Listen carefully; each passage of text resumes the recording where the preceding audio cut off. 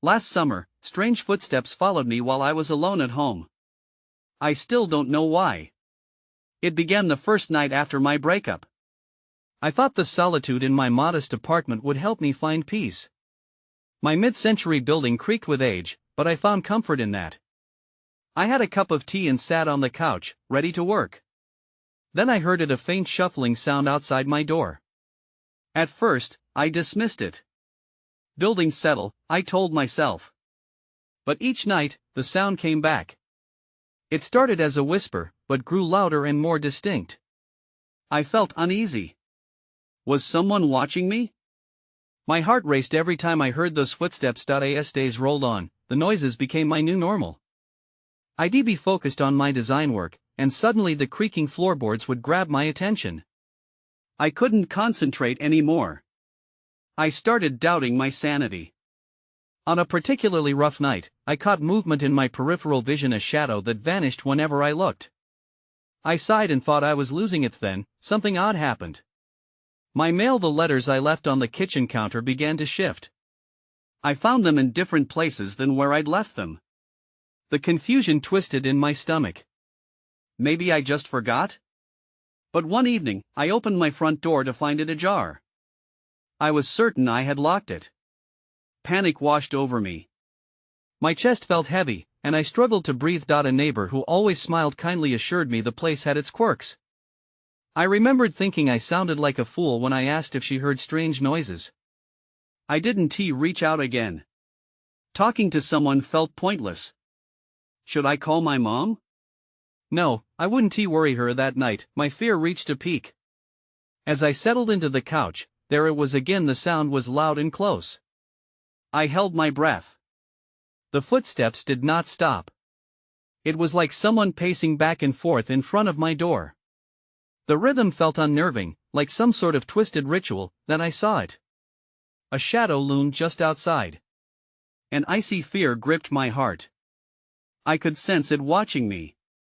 I thought maybe if I pretended it wasn't there, it would go away. But it didn't move. Hello? I whispered, my voice shaking. Silence clung in the air. Why are you here? It replied, the voice echoing in my skull. I looked around my empty apartment. No one was there but me. The footsteps continued, quickening. I wanted to run, but my feet felt rooted to the floor. I thought about screaming, but my voice stuck in my throat. I felt it pressing against the door now, a presence that confirmed my worst fears. I backed away slowly, hoping the shadows would just vanish. But as I moved, the door creaked open slightly. The cold air rushed in, mingling with the unsettling chill that settled deep in my bones. I was not alone, and I still don't know why. The next day, I couldn't shake the feeling of dread. I moved through my routine like a ghost, each step heavy. I tried to focus on my work, but the shadows crept back in. My mind kept wandering to the street outside. What if someone was out there? What was I missing? That evening, I made a decision. I had to face this. I picked up my phone and called my neighbor, Mrs. Thompson. I'd seen her a few times, and she always seemed friendly enough. Maybe she had seen something. When she answered, her voice was warm. Hello? Hi, it's Chloe from down the hall, I said, trying to sound calm. I was wondering if I could come over for a minute. Of course. I'll be right here, Mrs. Thompson replied, her voice filling me with a hint of comfort. As I walked to her apartment, I felt a knot in my stomach. I knocked gently, and she opened the door almost instantly. Her home was bright and welcoming, filled with the scent of freshly baked cookies. Come in, dear, she said, ushering me inside. How can I help you? I hesitated, searching for words. I've been hearing things at night. Footsteps, I think. I don't know why it's happening or if it's real. My voice trembled, and I felt ridiculous saying it out loud. Mrs. Thompson's expression shifted. Oh, child, she said, concern etching her features deeper. This building has its secrets. You're not the first to hear them. What do you mean? I asked, my heart racing. What secrets? She glanced at the door before leaning in closer.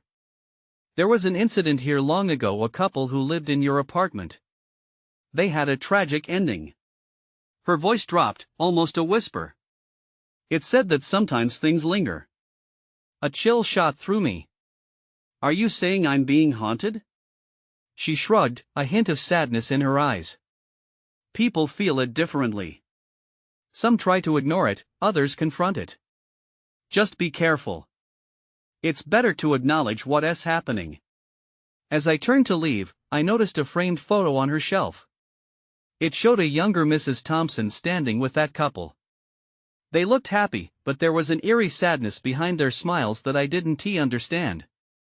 Wait, I said, pointing to the photo. Do you know their names? Lucas and Emma, she said softly. They were lovely. You remind me of her. Why? I asked, feeling something stir inside me. When she smiled, her eyes had the same light as yours. It's a rare gift, Mrs. Thompson replied, lost in thought. Did something happen to them? I asked, not sure I wanted to know. I shouldn't say more.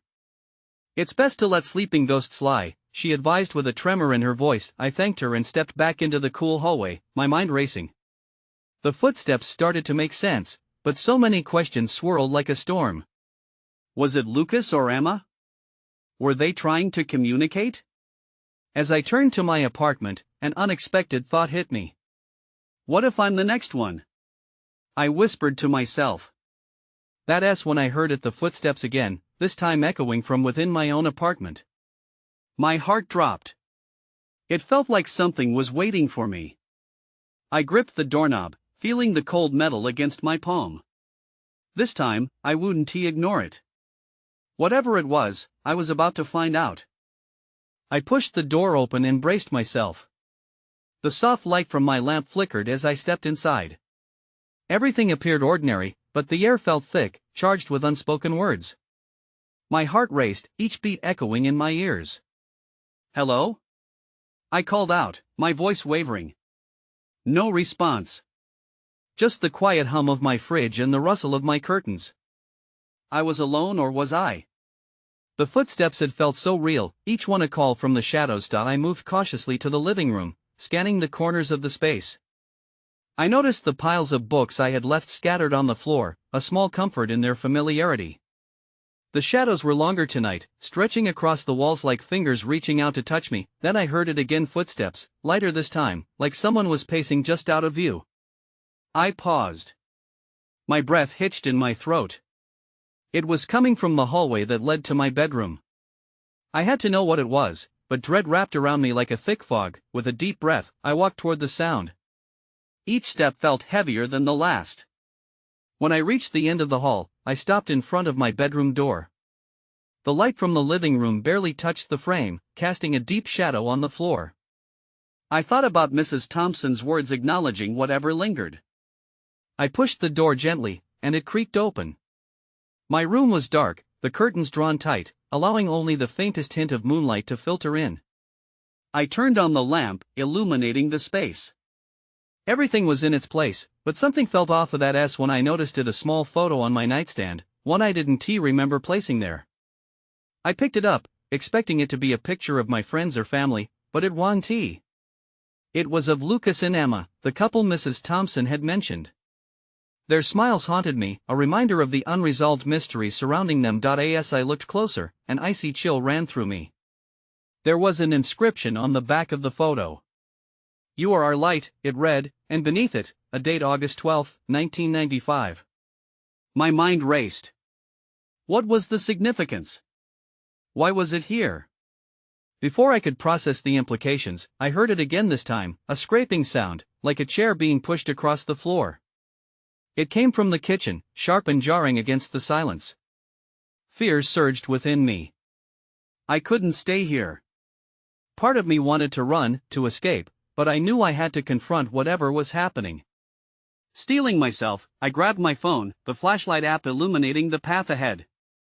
I stepped back into the hallway, dread pooling in my stomach. The scraping continued, now joined by a soft whisper, barely audible but calling to me. Chloe had breathed, hovering in the darkness. I hesitated, fear gripping me. "Who is there?" I called out, my voice trembling. I felt a presence, as if I were being watched. At that moment, the light flickered again, and I saw movement at the end of the hallway. I wasn't alone anymore. Then everything went dark. The darkness swallowed me whole. I felt an unnatural stillness, the kind you can't shake off. My phone flashlight flickered and died, plunging me further into confusion. Panic clawed at my throat. I felt around for the wall, my palms searching for stability. Then, a soft glow began to seep into the space. It wasn't bright, but it was enough to illuminate the hallway. I followed the light, the whispers continuing to seep in. "Chloe," the voice felt familiar, threading through the quiet. From the shadows, I could make out a figure. At first, it was indistinct, like a mirage, but as my eyes adjusted, I saw it more clearly. It was a woman. Can't be, I thought. My heart raced as I recognized her. It was Emma, the woman in the picture. The one who looked so alive but had been gone for years. "Emma?" I barely managed to whisper. My voice was shaky, the name feeling heavy on my tongue. She nodded slowly, a sad smile gracing her lips. "You have to understand," she murmured. "We need your help." My mind raced. Help? What kind of help could I possibly offer? "What do you mean?" I stepped back, the shadows pulling at me, urging me to retreat. But I couldn't look away. I had to know. "What happened to you?" Emma's expression shifted slightly, like she was wrestling with something deeper, something darker. "It's about Lucas," she said, her voice trembling. "He is still here, Chloe. You have to find him." "Where?" I asked, my pulse quickening. "How?" But she didn't answer. Instead, the light flickered again, illuminating the photo in my hand, now pulsing with energy. That's when I heard it. The scraping noise returned, louder now, echoing through the kitchen once more. I felt a chill creep into the room, and the shadows seemed to stretch closer, as if hungry for the fading light. "Emma, I don't understand." I called out, my breath shallow. "Why me?" Her eyes locked onto mine. "You can bring him peace. You have to remember." Before I could respond, the darkness pulsed and roared. The scraping grew frantic, desperate.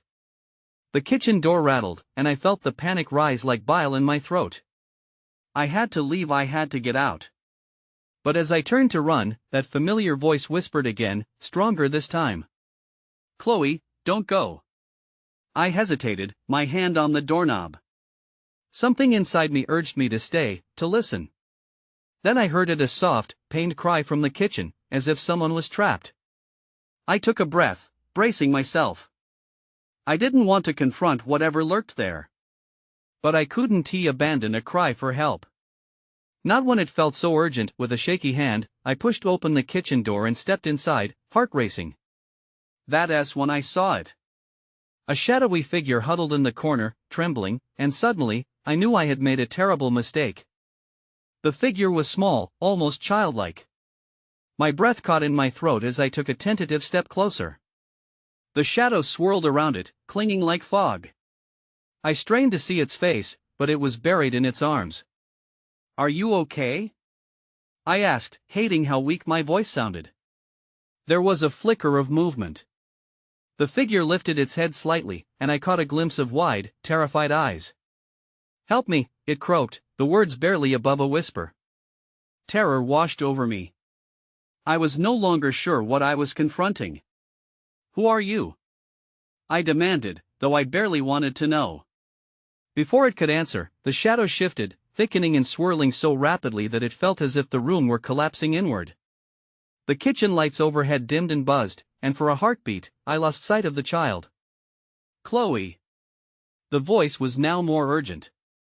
I turned to find Emma had stepped into the kitchen behind me. "You must help them." "What? Why? What is going on?" I was close to panicking, confusion overwhelming me. I wanted to run, to escape, but I found myself anchored to the spot. The little figure spoke again, its voice tremulous. I can't go back, they won't let me. A cold rush of realization washed over me. Whatever this was, it reached beyond the shadows, beyond my own understanding. Was Lucas somehow involved in all this? Chloe, Emma's voice broke through my fog of fear. You have to trust me. The only way to help is to confront it. Confront what? I shouted back, my heart pounding in my chest. I felt like a marionette, my strings pulled in every direction. Before I could process her answer, the shadow began expanding like a coiling serpent. I caught a glimpse of familiar faces swirling within it, faces from old photographs, faces I thought I'd forgotten. The figure trembled more violently now. Please, I don't want to be trapped anymore. With a sudden surge of courage, I stepped forward. What do you want? How can I help? The shadows twisted, pulling tighter around the child, and Emma's face morphed into anguish as she raised her hands. You're the only one who can free them. Remember, Chloe. Before I could respond, a deafening crash echoed through the room. My stomach dropped as I turned to see the back door swinging open violently, revealing a dark abyss beyond. I could feel the weight of everything pressing down on me. Just as I thought the chaos might consume me, the child's eyes locked onto mine. You have to choose, Chloe. My mind raced.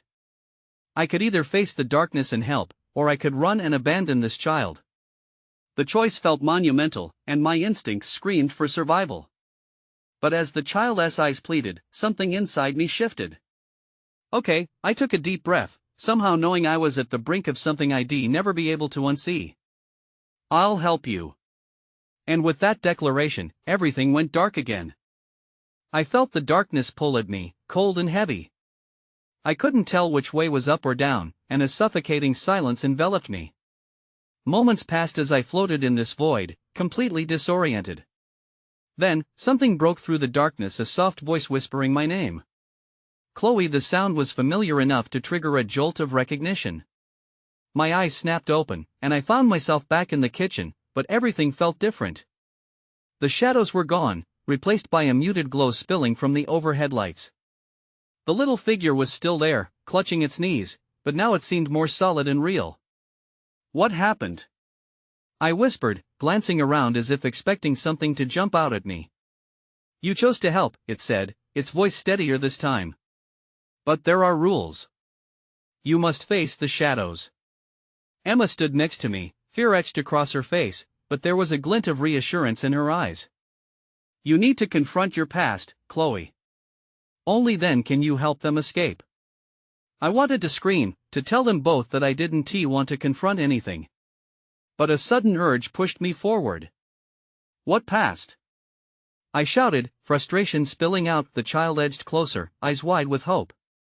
Your memories, they bind me. Memories? I repeated. What memories? As I struggled to make sense of it all, a heavy shudder ran through the kitchen floor. The walls seemed to pulse, and I pressed my back against the counter. What do you mean, bind? Every time you forget us, the shadows grow stronger, the figure explained, its voice trembling. They consume us. You know the truth. And then, flashes of my childhood screamed back at me, playdates forgotten, lost friendships, even family secrets I didn't want to uncover. My heart raced as fragments of memories coiled in my mind, battling for attention. Just when I thought I might lose control, the darkness from before roared back, swirling and coiling on the ground like a living creature. Familiar faces emerged, laughs turning into echoes of sorrow.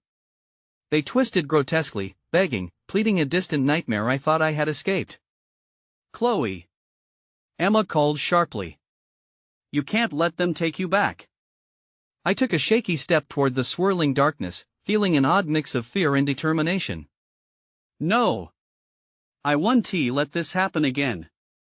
I shouted, feeling the weight of their souls pressing against me. The little figure looked up at me, eyes glistening with both hope and fear. You have to choose who you want to remember, it pleaded. Before I could answer, a sharp noise shattered my focus. My attention jerked toward the back door, where it began to creak open slowly again. This time, I saw movement, a hand protruding from the darkness beyond, beckoning me. What is that? I gasped, my pulse racing. I couldn't tell if it wanted to pull me into the shadows or lead me to safety. Suddenly, I understood I had to choose now, before the darkness consumed everything. I took a step toward the door, knowing whatever lay ahead could change everything. And then, as the shadows roared around me, the figure cried out, "You have to make your choice, Chloe." The fear of what I might find pushed me forward, into the unknown. I took a deep breath and stepped through the door, the cool air hitting my face like a splash of cold water. The darkness outside wrapped around me, thicker than the shadows in the kitchen. I could barely see, but I felt the pull of something or someone guiding me deeper into the night. "Chloe!" Emma cried, but I was already moving. I didn't know why, but I felt a strange sense of urgency. I needed to know where this path led. As my eyes adjusted, I saw flashes of light flicker ahead. They danced like fireflies, illuminating the way. I stumbled over uneven ground, the gravel crunching beneath my feet. The night air felt electric, charged with energy. Then, I froze. Figures began to emerge from the shadows, one after another, their faces familiar yet distorted.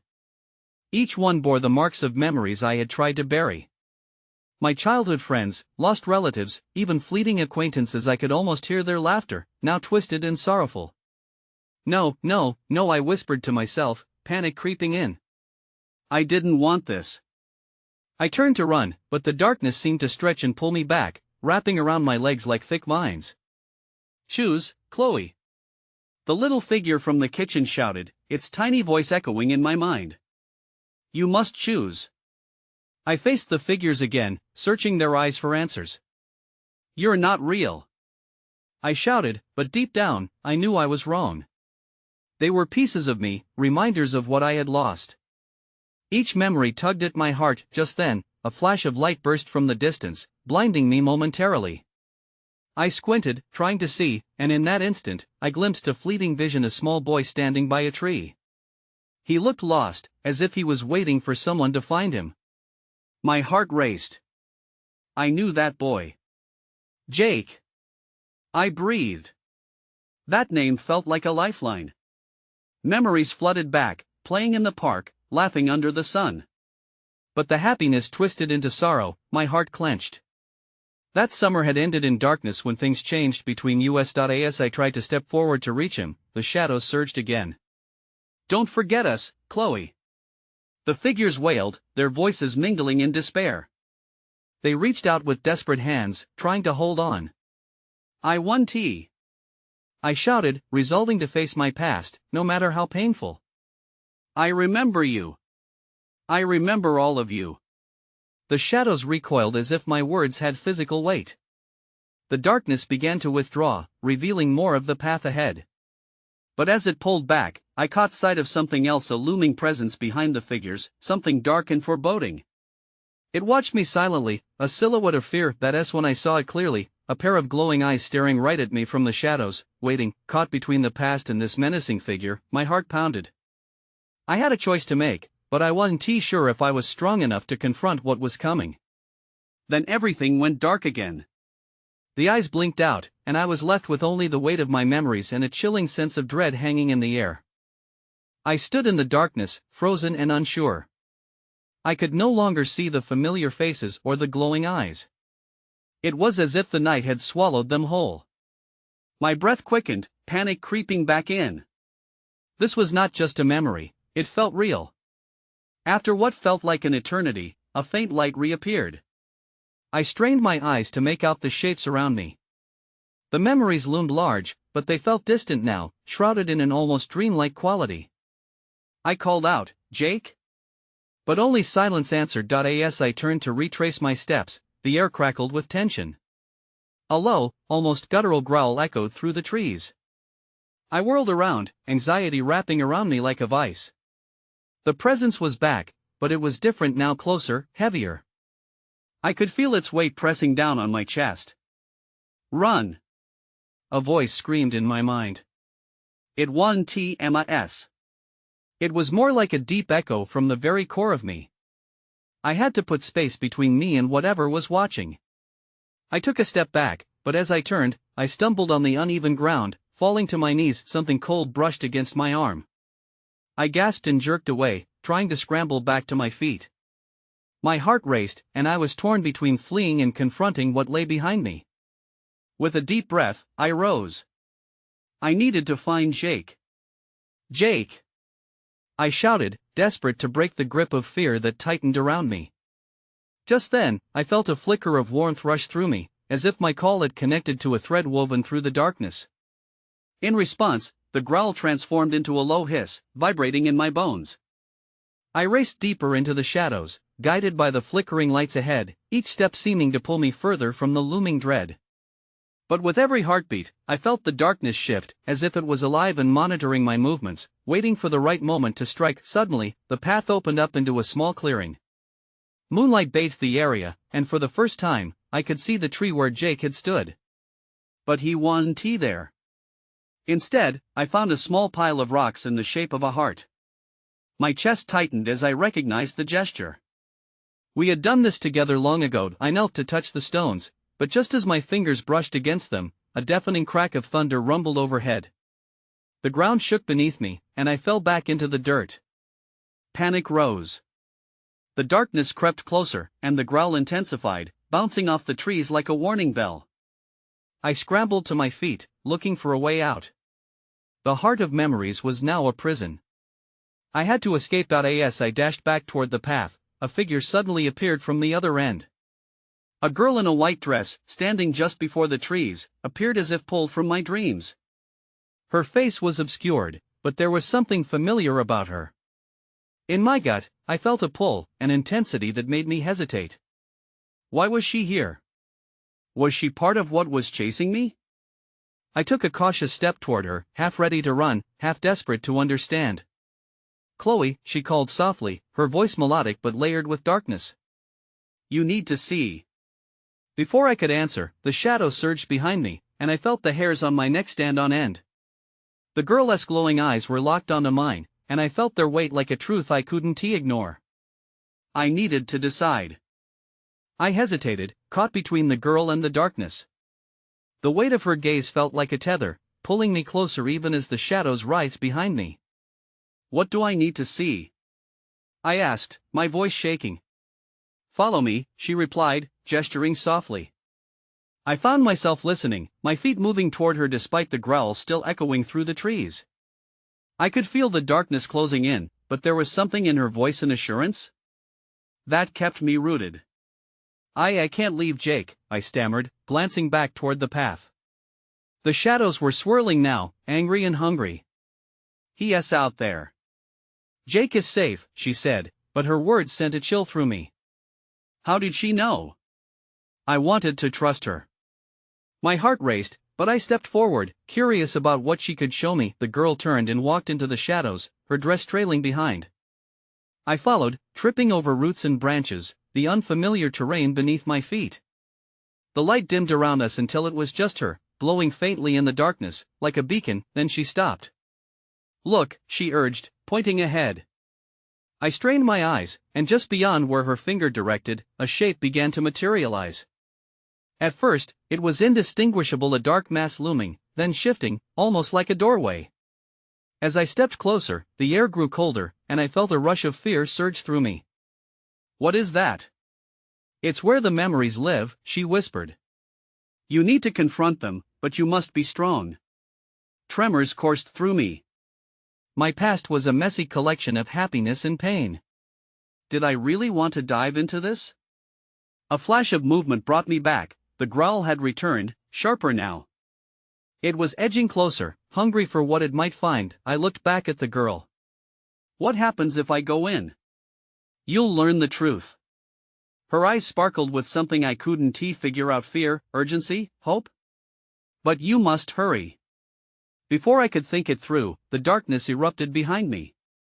Shapes shifted among the trees, and I could hear whispers that made my skin crawl. They were calling my name, echoing through the night like a sinister lullaby. "Chloe, come play." My spine tingled. I took one last look at the girl, and she nodded, a slight encouragement. I knew I had to decide. Confront my memories or risk being lost to the darkness forever. Then everything changed. The ground trembled as the growling burst into a roar. panic surged through me. I dashed toward the dark mass just as it seemed to pulse with life. In that moment, I made my choice. I leapt forward, diving into the unknown. The shadows screamed behind me, and just as I crossed the threshold, I felt a searing pain flash through my core. The darkness swallowed me whole, and I plunged into a swirling void where the past and present collided. And in that chaos, I heard a voice, Jake's voice, calling out to me. Chloe. Before I could process the sound, the world around me began to unravel. I grasped at the edges, fighting to make sense of the merging memories, feeling like I was falling while desperately trying to hold on. When the darkness faded, I found myself standing in what felt like an infinite expanse of fog. Shapes distorted around me, tormenting shades from my past, each one flickering in and out of reality. I could hear distant whispers, fragments of conversations I couldn't quite grasp. For a moment, I felt weightless, suspended between my present and a multitude of forgotten moments, but then I spotted him, a figure in the distance, standing under an old, gnarled tree as though waiting for something, or someone. My heart raced. It was Jake. The boy I had spent countless afternoons with, laughing beneath the sun, sharing secrets. Yet now, his face was just an echo of what once was. The light around him was dim, almost ethereal, but illuminated solely by the gazes of all the memories he carried. Chloe. He called, desperation threading through his tone. Help me. I moved towards him, the ground shifting beneath my feet, memories swirling with each step. I'm here, Jake. My voice broke the silence, but the moment felt fragile, like glass teetering on the verge of shattering. He looked like he wanted to reach out but was held back. Dark wisps floated around him, each tendril darkening the air. The shadows were clinging to him, anchoring him in pain. It was the same feeling I had sensed within the darkness, burdened by regrets and unspoken words. I can't stay here. I shouted, my voice low but urgent. What do I need to do? Jake's expression twisted, half hopeful, half frightened. You have to choose, he urged. You need to remember what happened to us, to everyone. The shadows danced around me, a wild tempest of fear and hesitation. I felt their pull, the haunting whispers growing louder, laced with guilt and unresolved feelings. Please, Jake. I don't want to face this. Not facing it is what trapped me. His eyes were pleading, cutting through the fog like a beacon. Don't lose who we were. You have to face the truth to help me. Help all of them. I looked around, seeing the faces in the shadows, friends I'd neglected, family memories tarnished by time, relationships lost. It was all swirling together, suffocating and chaotic. Snatches of laughter and shouts surrounded me, juxtaposed with the sighs of things left unsaid, but then I heard Emma's voice, clear as day. You can bring them peace, Chloe. You must confront what binds you. With newfound strength, I steadied my breath. I closed my eyes for a moment, orienting myself in this otherworldly space. I had to let go of the fear, the anguish. I needed to remember and forgive, not just for them, but for myself too. Okay, I said, my voice an echo against the fog. I remember. I remember us. Images washed over me in waves, the carefree summer days, the joy of friendship, the untainted laughter between us. But along with those came the hurt, the crushing weight of loss, of drifting apart, of allowing misunderstandings to lead us astray. Let them go, I whispered brokenly, feeling the warmth of their memories flood into the room. I took a deliberate step forward toward Jake, and something shifted. The shadows quivered, fighting against the release. I forgive you, I said, swallowing down the knot in my throat. And I hope you can forgive me too. The shadows surged, entwining tighter around us, but Jake remained an anchor, unwavering. You're doing it, Chloe. He shouted, urgency infused into his tone. With a gasp, I extended my hand toward him, and just as our fingers touched, the shadows erupted in a cacophony of cries. The figures swirled and coalesced into bursts of light, vibrant and freeing. I felt their grip breaking, their chains snapping apart, and I understood some ties could be severed by simply acknowledging them. By confronting the pain. As the shadows shrank and distanced themselves, something cracked inside the void. I could hear the cries subsiding, an echo of sorrow transforming into sighs of relief. The darkness started fading, dancing away into nothingness. I felt lighter, as if I were reclaiming parts of myself long lost, but as the figures dissolved, I noticed movement at the edge of my vision of flicker. The girl in the white dress. She stood on the periphery, her gaze steady, gesturing for me to move forward. Chloe. She called, her voice ringing with clarity. You are free to choose, but there is one final truth you must confront before returning. What do you mean?